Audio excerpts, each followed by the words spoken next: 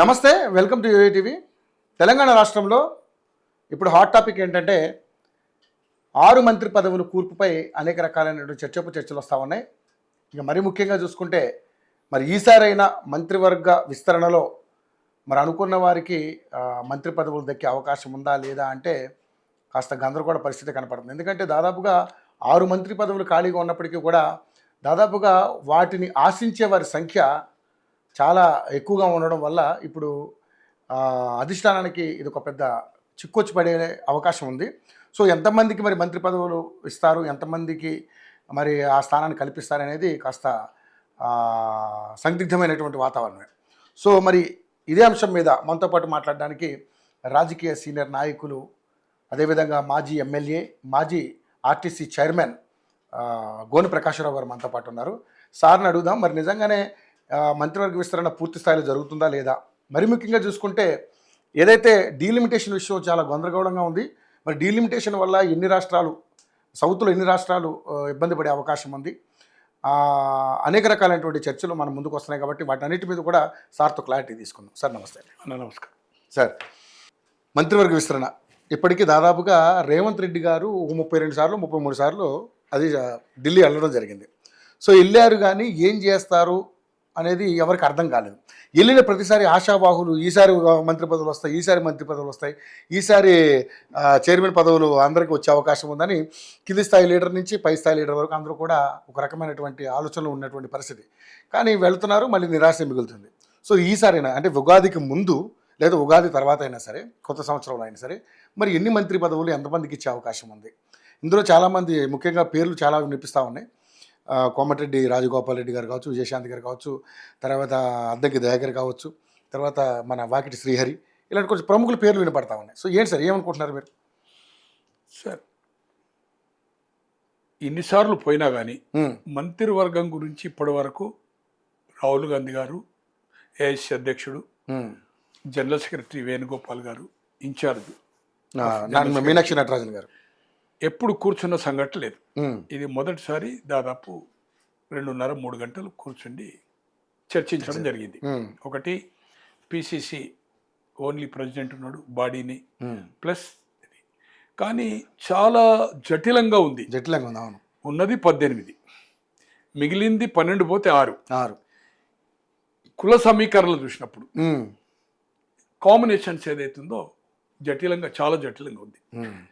So ఇది ఎప్పుడు కానీ ఉమ్మడి రాష్ట్రం ఆంధ్రప్రదేశ్ ఉన్నప్పుడు ఫస్ట్ టైం ఎమ్మెల్యే అని కూడా మంత్రి కావాలని ఇక్కడ కోరుకునే ఒక సాంప్రదాయం ఉంది. ఓకే. అసమ్మతి అనేది పూర్తి మంత్రివర్గం అయిన తర్వాత అసమ్మతి అనేది స్టార్ట్ అవుతుంది. గత చరిత్ర చూసినప్పుడు చెన్నారెడ్డి గారిది 78లో చూసిన, మరి 89లో ఆయనే సీఎం అయి 10 నెలల తర్వాత చేసిన తర్వాత 2 నెలలకు దిగిపోయాడు. సెప్టెంబర్లో చేసిన, డిసెంబర్లో దిగిపోయాడు. రాజశేఖర రెడ్డి గారు అంతా బలవంతుడు, యూపీఏకు స్ట్రెంత్ అయిండు. అటువంటిది 2 సంవత్సరాల 11 నెలల తర్వాత 2004 మేలో చీఫ్ మినిస్టర్ అయితే ఫుల్ క్యాబినెట్ అయింది 2007 ఏప్రిల్లో. అంటే 2 సంవత్సరాల 11 నెలల తర్వాతనే పూర్తి మంత్రివర్గము ఏర్పాటు జరిగింది. సో ఇక్కడ ఇప్పుడు కూడా సీరియస్ డిస్కషన్ జరిగింది, షార్ట్ లిస్ట్ జరిగింది. 15 మంది ఉండొచ్చు, పేర్లది వేరే సంగతి. పత్రికలు, సోషల్ మీడియా, ఎవరికి ఇష్టం వచ్చిన వాళ్ళు చేస్తారు. బట్ షార్ట్ లిస్ట్ అయింది. ఇక్కడ ప్రాబ్లం ఏంటంటే ఈ మ్యాజిక్ ఫిగర్ మోర్ దాన్ 60 రావడానికి కోసం ఆ రోజు ఇక్కడ వ్యూహకర్తగా ఉన్న సునీల్ కనుగోలు కానీ ఈసారి తెలంగాణ రాష్ట్రంలో కాంగ్రెస్ రావాలా అనే ఉద్దేశంతో ఆయారం గయారంలకు చివరి వరకు కాంగ్రెస్ను మోసం చేసిపోయిన వాళ్లకు, కాంగ్రెస్ పక్షాన జీవితాంతము కోట్లు కేంద్ర మంత్రులు, రాష్ట్ర మంత్రులై 100 కోట్లు 1000 కోట్లు సంపాదించుకున్న వాళ్ళు కూడా బయటకు పోయినా మళ్ళీ తీసుకొచ్చి కొంత ఆర్థికంగా కూడా కొంత సాయం చేసినట్టుంది. ఎవరు పార్టీకి ఉన్న కష్టాల్లో ఉంది కనుక వివేక్ గారు కానీ రాజగోపాల్ గారు కానీ అప్పుడు చేరినప్పుడు మేము చేరడము టికెట్ ఇంపార్టెంట్ కాదు, మాకు మంత్రివర్గంలో కూడా అవకాశం ఉందని అడిగినట్టుంది. ఇప్పుడున్న మంత్రివర్గంలో 12లో ఆయారం గయారమైన పొంగిలేటి కానీ, తుమ్మల గారు కానీ, జూపల్లి గారు కానీ ముగ్గురైన ఈ ఇద్దరికి హామీ ఇచ్చినట్టు. ఈ ఇద్దరిని అడ్జస్ట్ చేయాలనేది మాట ఇచ్చిండ్రు కనుక ఇవ్వాలనేది వాళ్ళు డిమాండ్ చేస్తున్నారు. చేసే వరకు వివేక్ అనే అతను క్యాబినెట్లో ఇంక్లూడ్ అయినప్పుడు ఆల్రెడీ స్పీకర్ మాల, బట్టి మాల, మాదిగా ఉంది ఒక దామోదర్ నరసింహ, అంటే ముగ్గురు. వాళ్లకు ఎమ్మెల్సీలో అన్యాయం జరిగింది, ఎమ్మెల్యే టికెట్లో అన్యాయం జరిగింది, లోక్సభ దాంట్లో అన్యాయం జరిగింది. ఇప్పుడు కేటగిరైజేషన్ ఇంతకాలం జరిగింది, కాంగ్రెస్ పార్టీలో జరిగింది, అన్ని పార్టీలో జరిగింది. తో ఆ డిమాండ్ ఉన్నప్పుడు ఆయనకి ఇవ్వడం వలన ఇబ్బంది అవుతుంది అనేది కూడా ఒక క్వశ్చన్ మార్క్ ఉంది. స్పీకర్ గడ్డం ప్రసాద్ గారు కూడా మాలే కదా, దగ్గర బంధువే, ఒక వరుస బావమరుతాడు, ఒక వరుస వాళ్ళ అన్న బిడ్డను చేసుకున్నాడు, అల్లుడు అవుతాడు అన్న, వాళ్ళ పెదనాన్న మేన కోడలు చేసుకున్నాడు, అక్క బిడ్డనే చేసుకున్నాడు. కృష్ణ అని వెంకటస్వామి గారి అన్న కొడుకు వివేక్ వాళ్ళకి అన్న అవుతాడు, పెద్ద నాన్న కొడుకు. వీళ్ళ అక్కని ఇచ్చారు, వాళ్ళ బిడ్డని చేసుకున్నాడు. ఒక వరుస బావమరుదులు, ఒక వరుస అన్న బిడ్డను చేసుకున్నాడు కనుక అల్లుడు. తో ఏది ఏమైనా అక్కడ జటిలంగా ఉంది. మాదిగా ఆల్రెడీ ఖర్గేకి రిపోర్ట్ ఇచ్చారు. నాకున్న సమాచారం నిన్న మాదిగకు సంబంధించి శాసనసభ్యులు ఒక 6-7 మళ్ళీ ఒక ఖర్గే కూడా ఏదైతుందో లెటర్ డ్రాఫ్ట్ చేశారు. మరి మా పేరు వినికిడిలే లేదు, మాకు ఇంతకాలం అన్యాయం జరిగింది, అన్ని రంగాల్లో ఈ ప్రభుత్వంలో కూడా అన్యాయం జరిగింది, లోక్సభలో కానీ ఎమ్మెల్సీలు కానీ టికెట్లోని. మరి ఇప్పుడు మంత్రివర్గంలో కూడా మళ్ళీ ఏదైతుందో ఇంకొక తెగకు మాకు కాకుండా ఆల్రెడీ 2-1 ఉన్నది, 2-2 ఉండాలి, లేకపోతే 3-2 ఉండాలి. అటువంటిది ఏదైతుందో ఇంకొకటి ఇవ్వడం అనేది వాళ్ళు కూడా నిన్న ఏదైతుందో గతంలో రిప్రజెంట్ చేశారు. నిన్న కూడా మీటింగ్ చేసి నాకుండే సమాచారం already sent the letter Kharge ఏఐసిసికి. తో ఏది ఏమైనా అయితే 30 అయితే 3 అయితే 8 8 లోపల మంత్రివర్గం అనేది 6 అయ్యేది కష్టంగా ఉంది. నలుగురు మాత్రం తీసుకునే అవకాశం 100% ఛాన్స్ ఉంది. దాంట్లో ఒక బీసీ సీఎం అనౌన్స్ చేసాడు కాదు, ఎన్నికైందే 64లో 7 మందే బీసీలు. దాంట్లో ఒక పద్మశాలి కొండ సురేఖ గారు ఒక గౌడ్ వచ్చింది. తర్వాత ఇప్పుడు ఏదైతుందో ముదిరాజు హయ్యెస్ట్ సెన్సెస్ ప్రకారము, జనాభా లెక్కల ప్రకారము ముదిరాజు ఈజ్ హయ్యెస్ట్ బీసీలో. అతనికి ఏదైతుందో శ్రీహరి అని మహబూబ్ నగర్ నుంచి అతనికి ఇచ్చే అవకాశం, దాంట్లో ఏమాత్రం డిస్ప్యూట్. శ్రీహరి గారి విషయంలో మాత్రం గ్యారంటీ, శ్రీహరి గారి విషయంలో గ్యారంటీ. ఇక నేను అనుకుంటున్నా ట్రైబల్ ఇప్పుడున్న సిచ్యువేషన్లో అడ్జస్ట్ ఈ 4లో అయ్యే అవకాశం లేదు, 6లో అవుతుందా కాదని. డిప్యూటీ స్పీకర్ కూడా వేకెన్సీ ఫిల్అప్ చేసే అవకాశం ఉంది, హౌస్ది, అసెంబ్లీది. అక్కడ చైర్మన్ వైస్ చైర్మన్ ఉన్నారు, అక్కడ విప్ ఉన్నాడు మహేందర్ రెడ్డి, ఆయారం గయారం వచ్చి విప్ కూడా అయ్యింది అనుకోండి. తో ఎమ్మెల్సీ మన బీఆర్ఎస్కి వెళ్ళి ఇక్కడ చీఫ్ విప్ ఖాళీ ఉంది, విప్పులను అపాయింట్ చేశారు, చీఫ్ విప్ చేయలే. ఇక్కడ ఒక బలైన వర్గాలైన 300 కాపు రిప్రజెంటేషన్, కరీంనగర్ ఉమ్మడి జిల్లాలో శ్రీధర్ బాబు ఒక బీసీ ఉన్నాడు కనుక 300 కాపు ఒకడే ఎన్నికైండు. ఆది శ్రీనివాసును చీఫ్ విప్ ఇచ్చే అవకాశం ఉందని. ఈ 4 మంత్రులతో పాటుగా డిప్యూటీ స్పీకర్ లంబాడ, కోయ అనుకుంటా సీతక్క గారు మంత్రి ఉన్నారు కనుక లంబాడ హయ్యెస్ట్ ఏదైతుందో ట్రైబల్లో తెలంగాణలో మనకు అక్కడ ఏదైతుందో కోయ గోండు ఏదైతుందో ఆంధ్రలో, బట్ ఇక్కడ ఏదైతుందో హయ్యెస్ట్ ఏదైతుందో లంబాడ కనుక ఏదో ఒప్పించి బాలు నాయక్ గారికి ఏదైతుందో 2వసారి ఎమ్మెల్యే, అతన్ని దేవరకొండ ఎమ్మెల్యే, అతనికి డిప్యూటీ స్పీకర్ ఇచ్చే అవకాశం ఉంది. ఇతన్ని విప్ నుంచి ప్రమోషన్ ఇచ్చి చీఫ్ విప్ ఇచ్చే అవకాశం ఉంది. ఇక మిగిలింది 4 మంత్రులు, శ్రీహరి 100% పక్కా.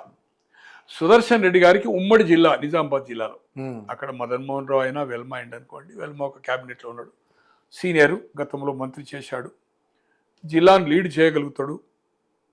ఒక లక్ష్మీకాంతరావు అని మన చుక్కల్ కాన్స్టిట్యూన్సీ ఎన్నికైంది, 3 అనుకుంటా, 3 బీజేపీ, 2 బీఆర్ఎస్ ఎన్నికైంది కదా. సో అక్కడున్న సిచ్యువేషన్లో ఉన్న పరిస్థితిలో సుదర్శన్ రెడ్డి గారికి ముఖ్యమంత్రి గారి ఛాయిస్ ఏదైతుందో అది అవకాశం ఉందని అంటున్నారు. రాజగోపాల్ రెడ్డి గారికి హామీ ఇచ్చింది కనుక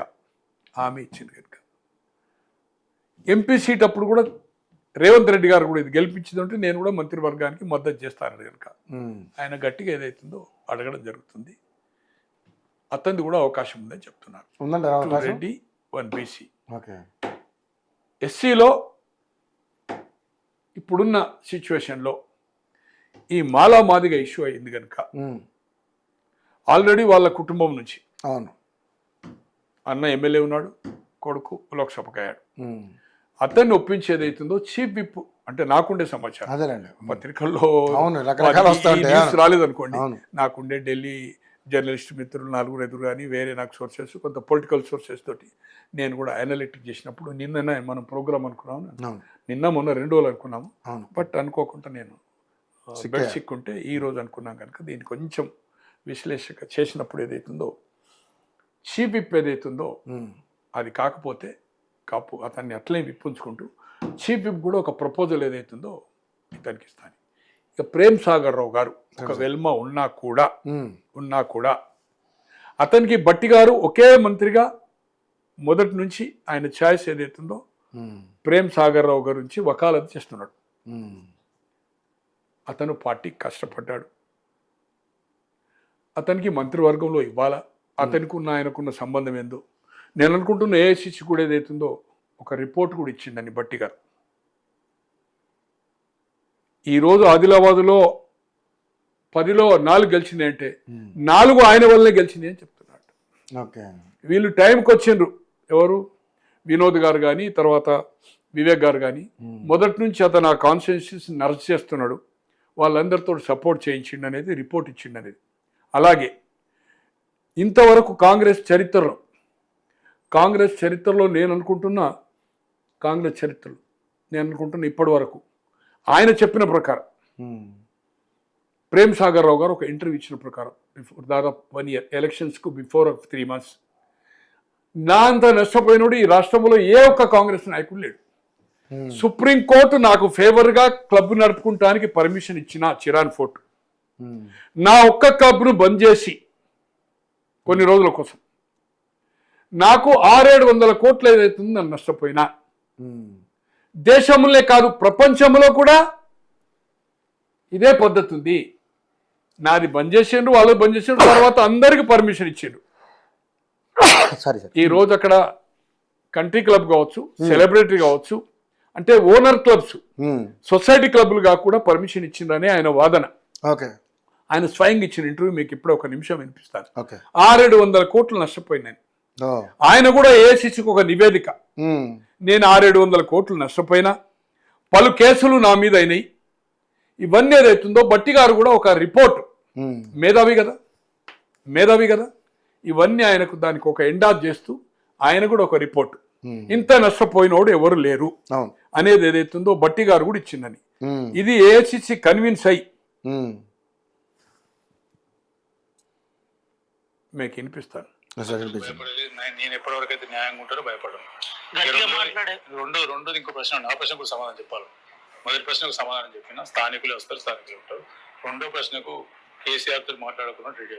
కేసీఆర్ తో మాట్లాడుకుని పోతాము, నాకు వీళ్ళ పర్మిషన్లు అవసరం లేదు, వీళ్ళు ఎవరు పర్మిషన్ ఇచ్చే అవసరం లేదు, వీళ్ళు ఎవరు నా గురించి చెప్పడం అవసరం లేదు. పోదలుచుకుంటే 2014 పోతుంది, ఇయ్యాల కూడా 2014 పోతే ఇలా కంటిన్యూ ఎమ్మెల్యే ఉంది, మంత్రి కూడా ఇది కావచ్చు, అన్ని నడుతున్న వ్యాపారాన్ని సక్రమంగా నడుతుంటే ఈ రాష్ట్రంలో టీఆర్ఎస్ ప్రభుత్వం అధికారంలోకి వచ్చినాక కాంగ్రెస్ పార్టీల ఆర్థికంగా నష్టపోయింది, నాకన్నా ఎవడన్నా నష్టపోయినా చెప్పుకుంటే తయారు చేసుకుని ఇలా కాంగ్రెస్ పార్టీ ఏ లీడర్ అయినా కానీ నేను ఎంతైతే ఆర్థికంగా నష్టపోయినా ఎవరు నష్టపోలేదు. క్లబ్ కార్డ్స్ అనేది ఈ భారతదేశంలో కానీ మొత్తం ప్రపంచంలో మన దేశంలో సుప్రీంకోర్టు ఆర్డర్ ప్రకారం ఉన్నది. నా కోసం పనిచేసి కరెక్ట్ 15 రోజుల తర్వాత కొన్ని క్లబ్లకు ఇచ్చిండు, నెలల తర్వాత ఇంకో పని నడుతున్నాయి క్లబ్లు, నాదొక్కడే తప్ప. అయినా కూడా నేను భయపడలేదు, నేను చొంగలేదు. సంవత్సరం 40 కోట్ల రూపాయలు, 9 సంవత్సరం 360 కోట్లు అంటే అప్పటి నుంచి పైసలు వడ్డీ పెట్టి లేకపోతే నేను రియల్ ఎస్టేట్ ల్యాండ్లో పెట్టి ఎన్ని పైసలు మీకు తెలుసు. 600 కోట్లు డైరెక్ట్ నష్టపోయిన నేను చెల్లించలే, భయపడలేదు. ఇది 600 కోట్ల పైన నష్టపోయిందని ఇది అధిష్టాన వర్గం కూడా బట్టి గారు బాగా వకాలత్ చేసిండు. ఓహో 600 కోట్లు నష్టపోయాడు కనుక మంత్రి ఇవ్వాలంటే వాళ్ళు కూడా కన్విన్స్ అయ్యిండు, ఈయన కూడా రిప్రజెంట్ చేసుకున్నాడు సుప్రీంకోర్టు ప్రకారం. ఇప్పుడు ఏదైతుందో ఈ కాంగ్రెస్ ప్రభుత్వం వచ్చిన తర్వాత ఆయన జూదా గృహం నడుస్తున్నది. ఎయిర్పోర్ట్ ముందు, పాత ఎయిర్పోర్ట్ బేగంపోర్ట్ ముందు నడుస్తుంది, ఎందుకంటే సుప్రీంకోర్టు కదా. కేసీఆర్ అతని మీద కక్ష కట్టి ఆపి అన్ని క్లబ్లో పర్మిషన్ ఇచ్చిండు. ఇప్పుడు కాంగ్రెస్ వచ్చింది కనుక సుప్రీంకోర్టు దాన్ని షో చేసిండు, ఇప్పుడు ఇస్తుంది. ఇప్పుడు ఆ దాదాపు ఏదైతుందో 40-50 కోట్లకు ఏదైతుందో ఆయన ఐటీ కూడా కడుతున్నాడు. అంతకుముందు 10 సంవత్సరాలు ఏదైతుందో కాంగ్రెస్ ఉన్నప్పుడు ఐటీ కట్టిండు. కట్టాడు, అవును. ఆ ఐటీ రిసిప్ట్లు కూడా ఏసీసీ చూపిండు. బట్టి గారు కూడా ఈ ఐటీ అన్ని చూపిండు. ఇంత ఐటీ కట్టిండు ప్రభుత్వానికి. ఇప్పుడు కూడా ఏదైతుందో ఈ 15 నెలలకేళ్ళు కూడా ఏదైతుందో అతను ఐటీ కూడా సబ్మిట్ చేస్తున్నాడు. అతని క్లబ్ బ్రహ్మాండంగా నడుస్తున్నది. ఎందుకంటే సుప్రీంకోర్టు ఆర్డర్ కదా. సో ఈ లెక్క ప్రకారం ఏదైతుందో ఏసీసీ కన్విన్స్ అయింది. సో ప్రేమ్ సాగర్ను మంత్రివర్గంలో ఉండే అవకాశం ఉంది. ఎందుకంటే బట్టి గారు డిప్యూటీ సీఎం అంటే ఈక్వల్ టు సీఎం కదా. ఆయన పాదయాత్ర చేసిండు, ఆయన వల్లనే ప్రభుత్వం వచ్చింది కదా, ఆయన కంట్రిబ్యూషన్ ఉంది కదా. సో ఆయన ఒకటే ఒక రికమెండ్ చేస్తుండు కనుక పార్టీకి త్యాగం చేసిండు. ఆదిలాబాద్ జిల్లా కాంగ్రెస్ నడిపిండు. 4 గెలవడంలో 10లో 10 గెలిపిస్తా అని 4 గెలిపించిండు కనుక ప్రేమ్ సాగర్ అధిష్టాన వర్గము లాయలిస్ట్ కాంగ్రెస్ వెనుక బట్టి సే తోటి ఏదైతుందో ఇలా ప్రేమ్ సాగర్ గారికి వచ్చే అవకాశం ఏదైతుందో 50-50. ఈయనకు 50-50. వివేక్ వస్తే ప్రేమ్ సాగర్ రాదు, ప్రేమ్ సాగర్ వస్తే ఈయన రాదు. సపోజ్ వివేకే మంత్రి వచ్చిండు అనుకోండి, చీఫ్ విప్ కోసం కన్విన్స్ చేయొచ్చు. అది క్యాబినెట్ ర్యాంక్. అవును. ప్రోటోకాల్ అంతా చీఫ్ ఇప్పుడు కాదు, చెన్నారెడ్డి గారు కాలం నుంచి అజీజ్ గారు ఉండే 78 నుంచే అది. పార్లమెంట్లో లేదనుకోండి విప్పులు కానీ ఇక్కడ ఇచ్చారు ఏదైతుందో విప్పులు కూడా ఇచ్చారనుకోండి. బట్ మోర్ అది state minister rank, cabinet rank అయితే చీఫ్ విప్ అవుతుంది. అట్లా జరగచ్చు. ఉన్న పరిస్థితులు ఏదైతుందో సుదర్శన్ రెడ్డి గారికి నిజామాబాద్ రిప్రజెంట్ చేయాలనేది. అయినా కూడా ఈరోజు హైదరాబాద్ మల్లిరెడ్డి రంగారెడ్డి ఒక్కడే గెలిచాడు. రంగారెడ్డి ఇది ఉమ్మడి హైదరాబాద్, ఉమ్మడి రంగారెడ్డి, ఓన్లీ తాండూరు గెలిచింది. అయినా 2 జిల్లాలు వేకెన్సీ ఉంటున్నాయి. రెడ్డిలు ఆల్రెడీ ఏదైతుందో 26-28 మంది ఉన్నారు కాంగ్రెస్ పక్షాన. 65లో ఆల్రెడీ 4 ఉన్నారు. 2 కంటే ఎక్కువ ఛాన్స్ కనబడతలేదు కనుక రేపు రంగారెడ్డి జిల్లా కానీ ఉమ్మడి రంగారెడ్డి కానీ ఉమ్మడి హైదరాబాద్ ఇప్పుడున్న దాంట్లో బ్లాంక్ ఉండే అవకాశం ఉంది. రేపు చెప్పలేము. మంత్రివర్గము చేర్పులు కూర్పుల్లో మళ్ళా 6 నెలలకు స్థానిక సంస్థల ఎన్నికలు అయిన తర్వాత పూర్తి మంత్రివర్గం చేసినప్పుడు ఏదైతుందో జరగవచ్చు. ఏది ఏమైనా ఇట్ ఈజ్ అండర్ కన్ఫ్యూజన్ ఉంది. బాగా కన్ఫ్యూజన్ అంటే ఏదైతుందో మాదిగకి ఇవ్వాలనుకున్నప్పుడు 5-6 ఉన్నారు. నల్గొండలో వీరేశం ఉన్నాడు, లక్ష్మణ్ కుమార్ ఉన్నాడు, లక్ష్మీకాంతరావు జుక్కల్ ఉన్నాడు, తర్వాత మన సామ్యల్ ఉన్నాడు, మందుల సామ్యల్ ఉన్నాడు. ఇట్లా 6-7 మాదిగా తెగకు చెంది. అక్కడ కూడా ఉన్నాడు, మర్చిపోయిన వరంగల్లో వర్ధన్నపేట అనుకుంటా, అతను కూడా మాదిగా అనుకుంటా, నాగరాజు గారు అనుకుంటా. మొత్తం 6 మాదిగా ఉన్నారు. సో ఏది ఉన్నా జట్లంగా ఉంది. పూర్తి మంత్రివర్గం అనేది ఏ పరిస్థితిలో జరిగే అవకాశం లేదు. వీళ్ళు మైనార్టీలు కూడా అంటున్నారు కదా సార్. మైనార్టీ ఏమో ఇప్పుడు ఉన్న దాంట్లో కౌన్సిల్ ఏదైతే చెప్పారు, ఇప్పుడు ఎవరిని మంత్రివర్గం తీసుకున్నా 6 నెలల లోపల కావాలా. మళ్ళీ 2 years వరకు కౌన్సిల్ లేదు.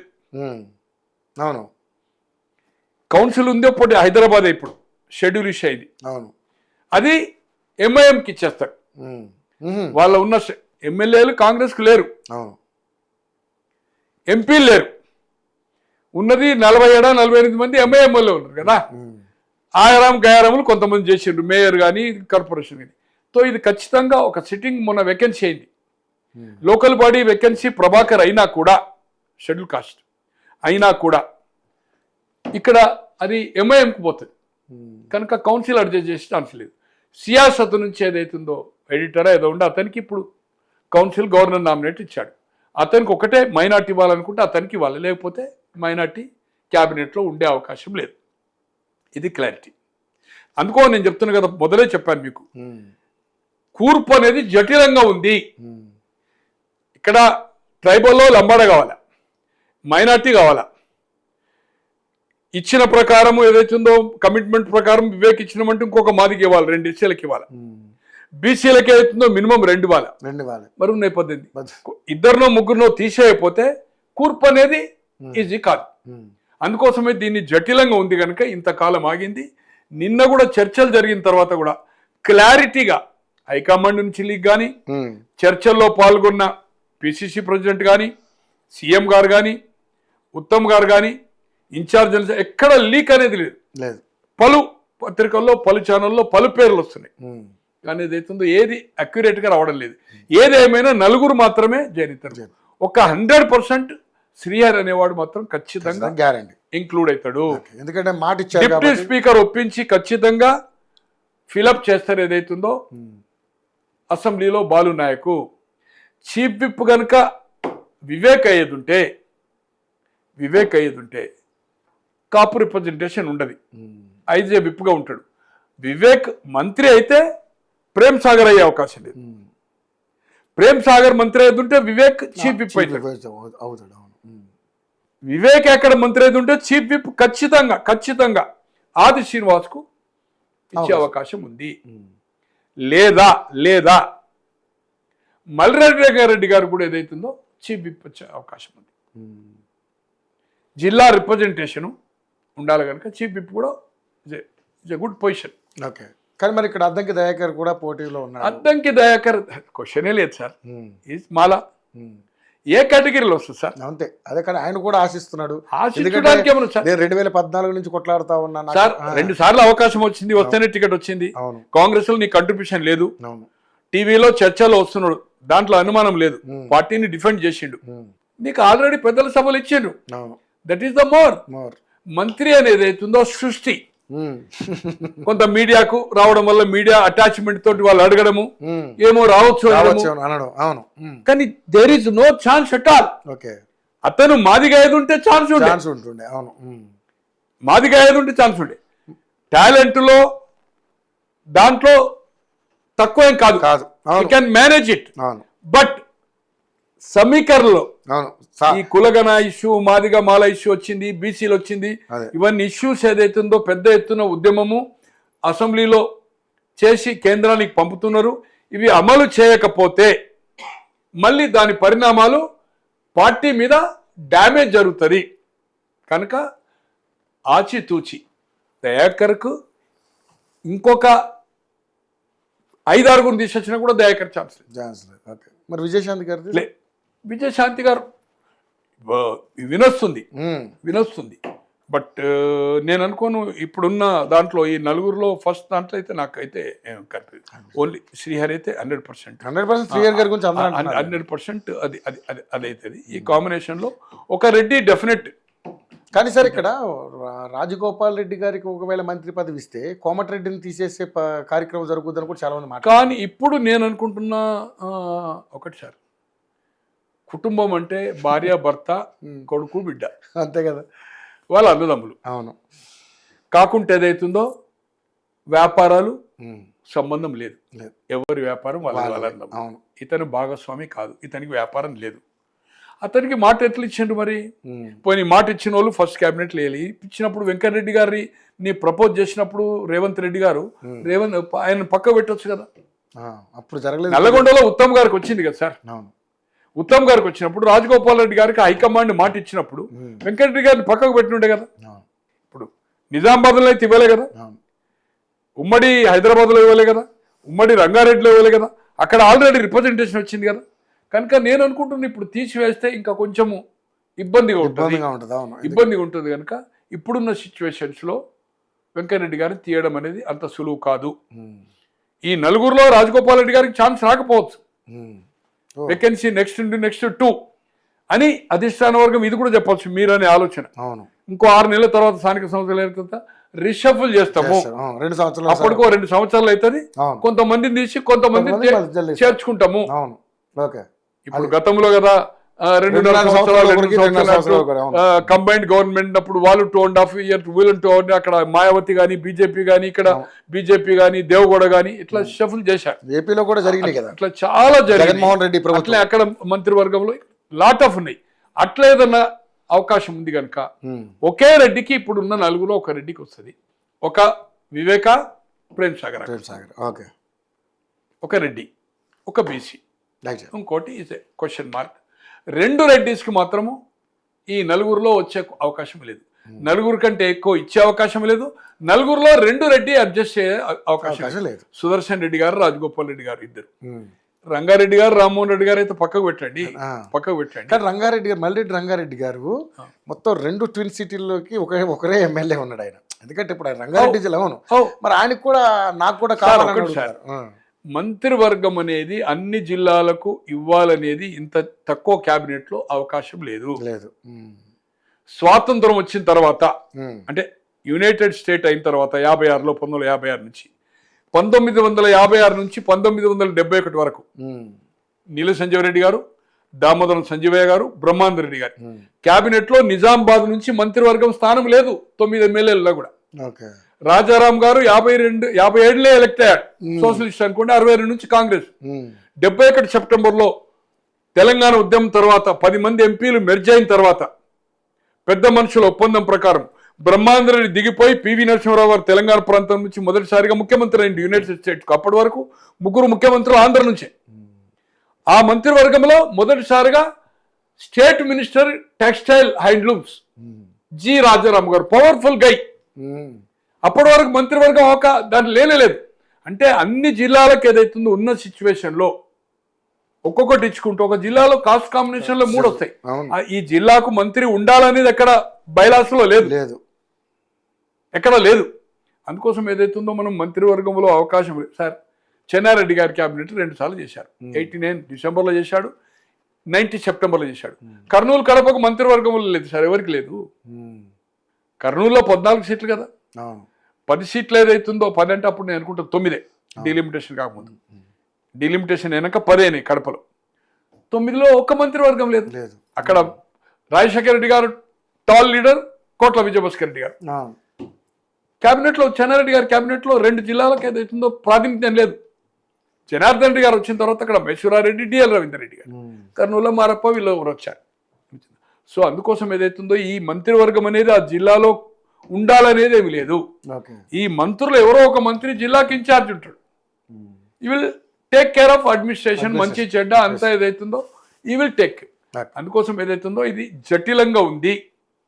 నేను అనుకుంటున్నా మళ్ళీ ఒకసారి డిస్కషన్ జరగది. ఒక జస్ట్ ఈ 4గురిని ఎవరు తీసుకోవాలనేది ట్రిక్ చేసేది ఏదైతుందో హైకమాండ్ చెప్పింది. ఆ 4గురికి ప్రమాణ స్వీకారం చేయిస్తూ చీఫ్ విప్ అపాయింట్ అయ్యే అవకాశం ఉంది. డిప్యూటీ స్పీకర్ అనేది ఏదైతుందో ఎన్నుకునే అవకాశం, ఎమ్మెల్యేలు ఎన్నుకునే అవకాశం ఉంది. ఇది జరగబోయేది ఇది.